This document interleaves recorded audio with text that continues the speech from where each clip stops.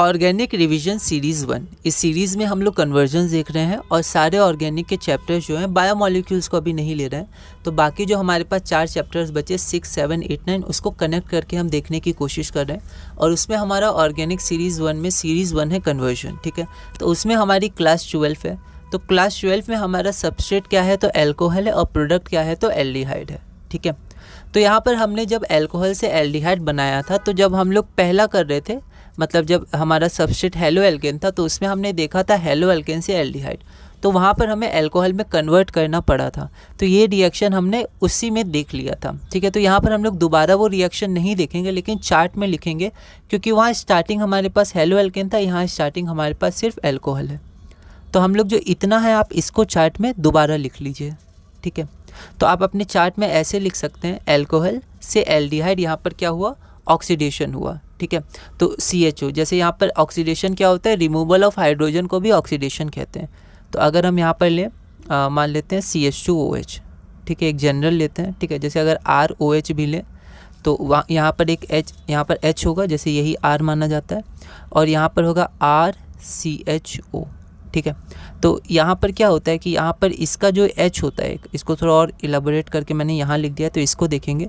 तो ये जब आपका CHO में कन्वर्ट होता है, क्योंकि यही C आपका कन्वर्ट होगा CHO में, तो यहाँ पर एक H रिमूव हो जाता है, एक H नहीं, यहाँ पर 2 H रिमूव हो जाता है, ठीक है।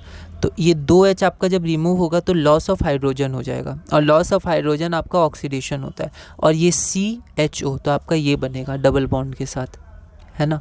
तो यहाँ पर आपका ऐसे होता है, यहाँ पर H का लॉस होता है, इसका भी मैकेनिज़्म होता है। तो अभी बस हम लोग इतना देखेंगे, loss of hydrogen is known as oxidation. तो ये ऑक्सीडेशन हुआ, ठीक है।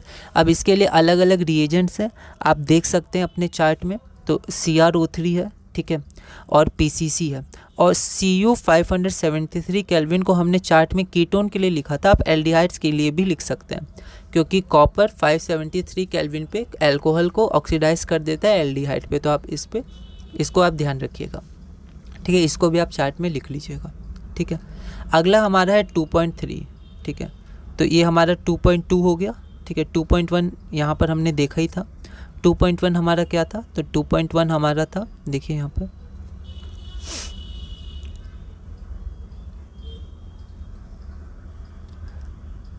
2.1 हमारा था, 2.1 एल्कोहल से हेलो एल्केन। तो ये जो 2 की सीरीज़ चल रही है, 2.1, 2.2, 2.3, वो हमारा एल्कोहल सबस्ट्रेट है। जब 1 की सीरीज़ चली थी, 1.1, 1.2, 1.3, वहाँ पर सबस्ट्रेट हेलो एल्केन था। तो हम लोग आगे कंटिन्यू करते हैं अब 2.3 से। तो यहाँ पर 2.3 में हमारे पास है एल्कोहल से कीटोन। आप चार्ट में देखिए, तो एल्कोहल से कीटोन हमने पहले भी किया है, पर वहाँ पर हमारा पहले हेलो एल्केन था, उसके बाद उसको हमने एल्कोहल में कन्वर्ट किया था, और उस एल्कोहल को हमने कन्वर्ट किया था कीटोन में। पर यहाँ पर हमारा सबस्ट्रेट एल्कोहल है, तो हम लोग एल्कोहल से डायरेक्ट कीटोन में कन्वर्ट करेंगे, है ना। तो यहाँ पर आप देखिए, अगर आप चार्ट 1 में देखिएगा, है ना, क्योंकि हमारे पास 2 चार्ट हैं। चार्ट 1 में हम लोग कन्वर्जन्स लिख रहे हैं फंक्शनल ग्रुप के बेसिस पर, और चार्ट 2 में हम लोग इंपॉर्टेंट कंपाउंड्स लिख रहे हैं, उनके नाम, उनके फॉर्मूला। बहुत डिटेल में नहीं जाएंगे कि उनकी फिजिकल प्रॉपर्टीज़ क्या है, वो नॉर्मल टेम्परेचर पे सॉलिड है या लिक्विड है, कोई नहीं, कुछ इंपॉर्टेंट के आप ध्यान रख सकते हैं। पर यहाँ मेन हमें नाम और उसका फॉर्मूला पता होना चाहिए, कम से कम इतना पता होना चाहिए, अगर स्ट्रक्चर और हमारा फिजिकल स्टेट हमको पता नहीं है तो, है ना। क्योंकि कई बार एग्जाम में आपको डायरेक्ट नाम दे देता है या फिर आपको फार्मूला दे देता है, ठीक है। तो इसलिए हमें ध्यान रखना है। तो अभी बहुत ही ब्रीफ में हम लोग आगे बढ़ेंगे, डिटेल में नहीं जाएंगे।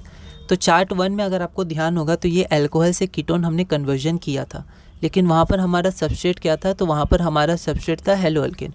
तो हम हेलो एल्केन से अल्कोहल गए थे, और अल्कोहल से फिर हम लोग कीटोन गए थे। यहाँ पर हम लोग अल्कोहल से कीटोन जाएंगे, क्योंकि हमारा अल्कोहल सबस्ट्रेट है। तो हम लोग इतने हिस्से को दोबारा लिख लेंगे, ठीक है। तो यहाँ देखिए, तो इसको कैसे लिख सकते हैं, तो आप आगे चार्ट में दोबारा कंटिन्यू करिएगा। एल्कोहल से कीटोन गए, और कीटोन का कैसे हुआ, तो ऑक्सीडेशन हुआ, ठीक है। तो ऑक्सीडेशन फिर से हमारा लॉस ऑफ हाइड्रोजन हो जाएगा, ठीक है, और एडिशन ऑफ ऑक्सीजन भी होता है, लेकिन यहाँ पर लॉस ऑफ हाइड्रोजन हो जाएगा, ठीक है। क्योंकि कीटोन में भी आपका एक O होता है, और आपका एल्कोहल में भी एक होता है, जैसे एल्डिहाइड में हमने देखा था। तो उसमें H2O का लॉस हो जाता है, मतलब एक मैकेनिज़्म होता है जो हम लोग कभी देखेंगे। पर वहाँ पर हाइड्रोजन का लॉस तो होता ही है, जिसके कारण आपका ये ऑक्सीडेशन कहलाता है वो प्रोसेस, ठीक है। तो ये आपका CrO3 है, और Cu 573 केल्विन, इन दोनों से आपका कीटोन में कन्वर्ट हो सकता है, ठीक है। PCC आप ध्यान रखिएगा, PCC एल्डिहाइड के लिए था, है ना। बाकी ये दोनों आपका एल्डिहाइड के लिए भी और कीटोन के लिए भी है। अब हमारा 2.4 है, हम अल्कोहल से कार्बोक्सिलिक एसिड चलेंगे। तो फिर से हमने ये किया हुआ है, ठीक है।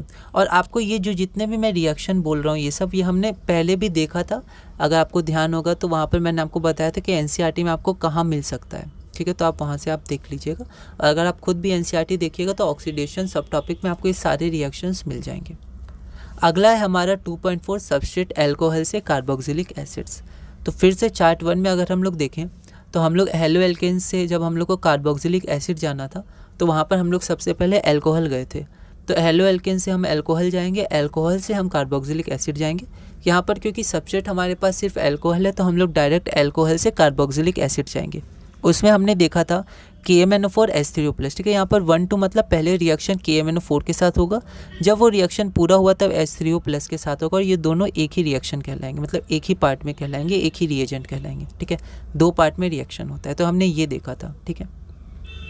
तो चार्ट 2 में मतलब ये चार्ट 1 में आप क्या लिख लीजिएगा इसके बाद, तो ये तो हमने लिखा ही था पर आप दोबारा लिखिएगा क्योंकि हमारा सबस्ट्रेट अल्कोहल है। तो आप अल्कोहल से कार्बोक्सिलिक एसिड जाइएगा तो वहाँ पर आपका ऑक्सीडेशन होगा, यहाँ पर ऑक्सीजन जुड़ गया तो एडिशन ऑफ ऑक्सीजन आप कह सकते हैं कार्बोक्सिलिक एसिड, क्योंकि इसके पास 2 O होता है, इसके पास एक ही O होता है, ठीक है। अब यहाँ पर ये तो हमें पता है। अब देखिए एक नया रिएजेंट है CrO3H2SO4, इसको थोड़ा सा डिस्कस करते हैं। तो ये जो आपके पास CrO3H2SO4 है, इसको जॉन्स रिएजेंट कहते हैं।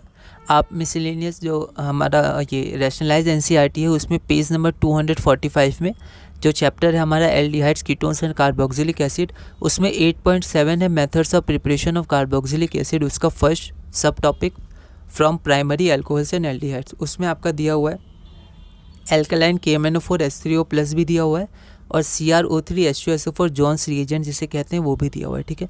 तो जॉन्स रिएजेंट से भी आप अल्कोहल को कार्बोक्सिलिक एसिड में चेंज कर सकते हैं, ये ऑक्सीडेशन है, ठीक है। तो ये हमारा पूरा हुआ 2.4 तक। अब हम क्लास 13 करेंगे अगली वीडियो में। क्लास 13 में हमारा 2.5 होगा, इसमें हम लोग अल्कोहल से चलेंगे अल्कीन्स में, ठीक है। तो हम लोग देखेंगे कि हम लोग अल्कोहल से अल्कीन्स में कैसे जा सकते हैं। तो इसमें हमारा पहला क्वेश्चन होगा क्वेश्चन नंबर 31। ऐसे क्वेश्चन नंबर 31 हमें प्रोपेनॉल से प्रोपीन बनाना है, प्रोपेनॉल से प्रोपीन। तो एक बार आप इस क्वेश्चन को ट्राई करिएगा और अगली वीडियो में हम इसे कंटिन्यू करेंगे।